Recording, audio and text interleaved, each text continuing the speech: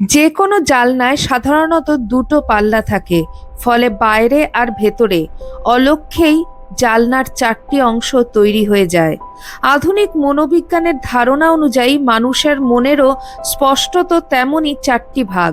California ইউনিভার্সিটির দুজন বিখ্যাত সাইকোলজিস্ট জোসেফ লাফট এবং হ্যারিভিংটন ইংহামের মতে মানব মনের বিভাজন সংক্রান্ত এই চমকপ্রদ ধারণা জেহারি উইন্ডো অনুযায়ী আমাদের মন open area, blind area, hidden area এবং আননোন এরিয়া এই চার ভাগে বিভক্ত।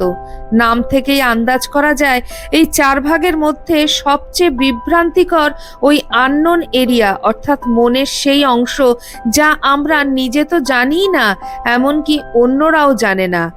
পৃথিবীর যাবতীয় কাজের অন্যতম কঠিন কাজ আমাদের মনের এই না জানা অংশকে জানার এবং বোঝার চেষ্টা। প্রাথমিক এ তথ্যগুলোকে মাথায় রেখেই যদি 19 শতকের কলকাতায় দক্ষিণেশ্বর মন্দিরের এক দরিদ্র ব্রাহ্মণ পূজারী শ্রী রামকৃষ্ণের ঘরে উপস্থিত হওয়া যায়, বোঝা যাবে আধুনিক মনের বিভাজন সংক্রান্ত তত্ত্ব জোহারি উইন্ডোর মূর্তিমান প্রকাশ যেন সে ঘর। জাত পাত নির্বিশেষে সাধারণ ছাপোষা মানুষ থেকে শুরু করে সমাজে প্রতিষ্ঠিত নামী ডাক্তার, শিক্ষক, উকিল, ব্যবসায়ী, সমাজ সংস্কারক, আধুনিক শিক্ষায় শিক্ষিত এক ঝাঁক তরুণ, ধর্মগুরু প্রমুখ শ্রীরামকৃষ্ণের অদম্য আকর্ষণে এ ঘরে ছুটে এসেছেন বারবার। কারণ এখানে এরা প্রত্যেকেই তাদের মনের ওই আননোন এরিয়াকে জানার পাঠ পেয়েছেন যে যার নিজের মতন করে। শ্রী রামকৃষ্ণ পরমহংসদেব জীবনের সারস্বরূপ যে যে সত্যিগুলো সমকাল এবং অনাগত ভবিষ্যতের সামনে তুলে ধরতে চেয়েছেন, তার মূলেই আছে নিজের এই না চেনা আমিটাকে চিনতে জানতে চেষ্টা করার কথা। এখানে শ্রী রামকৃষ্ণদেব যেন এক অতি আধুনিক মনোবিজ্ঞানী। তিনি প্রত্যেকের মন বুঝে যার জন্য যে ধরনের থেরাপি প্রয়োজন তার জন্য সেরকম কথাই বলছেন। কথামৃতের পাতায় একই সমস্যায় গৃহীদের জন্য তাই একরকম নিদান, সংসার ত্যাগীদের জন্য আবার ভিন্ন। আর এসব কিছুই শ্রী রামকৃষ্ণদেব করছেন গল্পের ছলে, গান গেয়ে, হাসতে হাসতে, বাস্তব জীবন থেকে উদাহরণ তুলে, একেবারে চোখে আঙুল দিয়ে বুঝিয়ে বুঝিয়ে। এভাবে অজান্তেই সময়ের সঙ্গে সঙ্গে অগুন্তি মন পরিবর্তন হয়েছে, অথচ মন পরিবর্তনের কাণ্ডারি সে মানুষটি সব বুঝে সব জেনেও যেন কিছুই করেননি, কিছুই বোঝেননি, এই ভাব নিয়ে তখনও মশকরা করে গেছেন তার কাছে আসা মানুষগুলির সঙ্গে। কোথাও একটুও এই বুঝিয়ে বলা ভাব নেই শ্রী রামকৃষ্ণ পরমহংসদেবের জীবনে।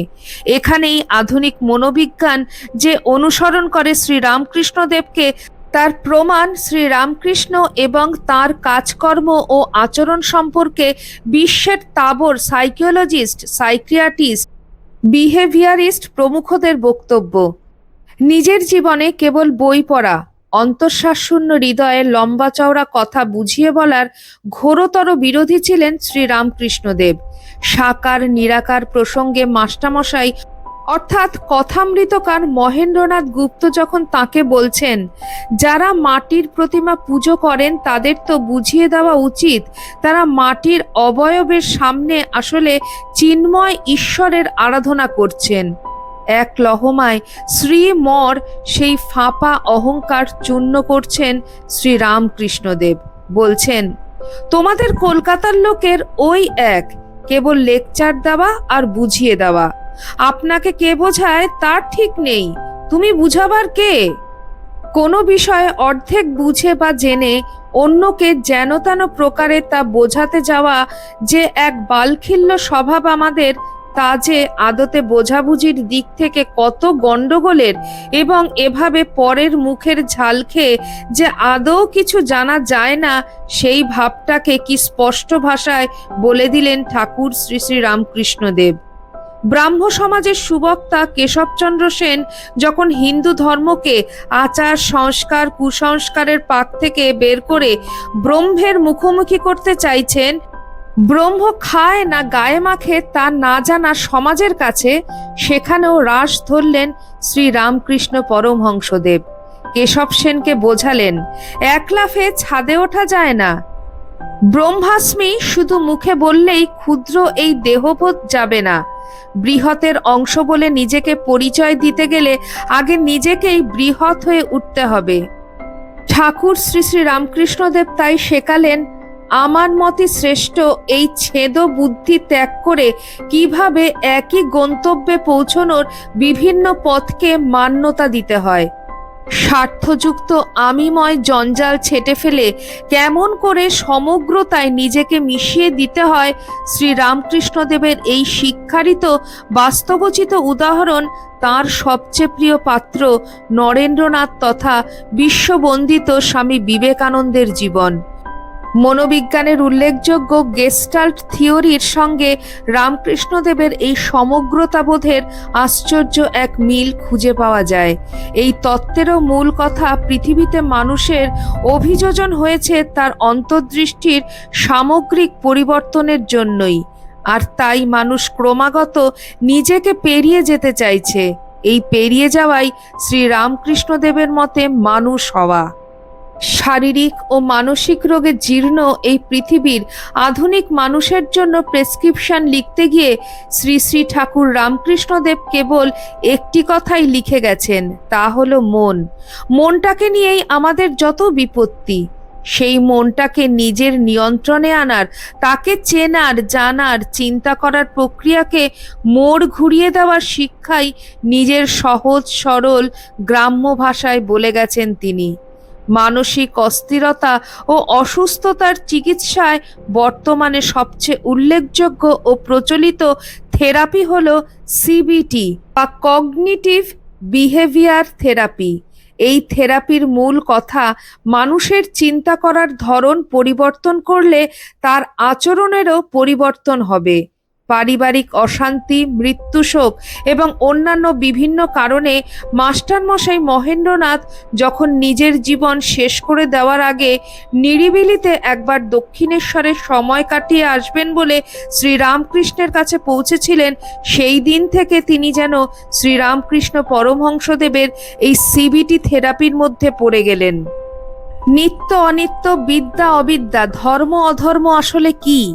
প্রকৃত জ্ঞান কোনটা, অজ্ঞানী বা কোনটা? জীবন কেমন, জীবন কেন? এরকম হাজারো বিষয়ে একের পর এক কথা বলে গেলেন শ্রী শ্রী ঠাকুর রামকৃষ্ণ পরমহংসদেব। চিন্তা প্রক্রিয়ার আমূল পরিবর্তন হলো মহেন্দ্রনাথের, ফলে তার আচরণেরও পরিবর্তন হলো। মৃত্যু চিন্তা কোথায় দূরে চলে গেল। আর তাই হয়তো ভাবিকাল উপহার পেল আধুনিক পৃথিবীর অন্যতম গুরুত্বপূর্ণ মনোবিদ শ্রীরামকৃষ্ণের কথামৃত। কাশীতে যাওয়ার সময় যোশীডির রাস্তায় হতদরিদ্র দেহাতি মানুষগুলোর করুণ অবস্থা দেখে ছোট ভট্টাচ গদাই ঠাকুর তাঁর সেজবাবু মথুরামোহনের কাছে প্রশ্ন রাখলেন, কেন এত মানুষ নিরন্ন থাকে আমাদের দেশে? এ প্রশ্নের কাছে তখন অসহায় রানী রাসমণির সেজ জামাই শ্রীরামকৃষ্ণদেব জেদ ধরলেন, এই দুস্থ নারায়ণকে না খাওয়ানো পর্যন্ত তিনি এদের ছেড়ে কোনো তীর্থ দর্শনের পুণ্যেই যাবেন না। চোখের জলে তখন বিবেকের মুখোমুখি দাঁড়ালেন মথুরবাবু। তারপর নরনারায়ণের সেবা পরমহংসদেবের কথা মতোই সুসম্পন্ন হয়েছিল সেদিন। আধুনিক বিহেভিয়ারিস্ট B.F. স্কিনার মানুষের আচরণের গুরুত্বপূর্ণ দিক সমানুভূতি ও করুণা অর্থাৎ কম্প্যাশনের উদাহরণ দিতে গিয়ে তাঁর বই বিয়ন্ড ফ্রিডম অ্যান্ড ডিগনিটিতে শ্রীরামকৃষ্ণের এই মানসিকতারই উল্লেখ করে বলেছেন, His feelings were not a byproduct of effective action. With all the power of his samadhi, he had nothing to offer but compassion.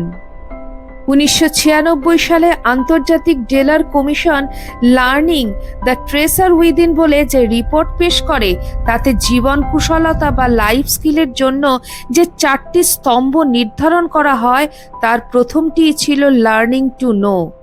আর এই নো বা জানার মূল শর্ত হিসাবে যে বিষয়টিকে চিহ্নিত করা হয়েছে তা হলো আত্মসচেতনতা বা সেলফ কনসাসনেস তথা অ্যাওয়ারনেস। কাশীপুর উদ্যানবাটিতে জীবনের একেবারে শেষ পর্বে ঠাকুর শ্রী শ্রী রামকৃষ্ণ পরমহংসদেব যখন বলেন, তোমাদের চৈতন্য হোক, বিস্মিত হয় পৃথিবী। কারণ এই কনসাসনেস বা চেতনার আলোয় জ্বলে উঠবে বলেই তো যুগ থেকে যুগে মানুষ চোখ মেলে, সৃষ্টি করে, সৃষ্ট হয়। আজকে আমার ভিডিওতে আপনাদের সামনে তুলে ধরলাম মনের ডাক্তার শ্রী রামকৃষ্ণ লেখাটি। আপনাদের কেমন লাগলো অবশ্যই কমেন্ট সেকশনে কমেন্ট করে জানাবেন। চ্যানেলের নতুন বন্ধুদের কাছে একান্ত অনুরোধ, চ্যানেলটি সাবস্ক্রাইব করে আমার পাশে থাকবেন। আর পাশে থাকা বেল আইকনটি অবশ্যই ক্লিক করে দেবেন, যাতে আমার পরবর্তী ভিডিওতে আপনার সঙ্গে আমার আবার দেখা হয়। আজ এই পর্যন্তই। সবাই ভালো থাকবেন, সুস্থ থাকবেন।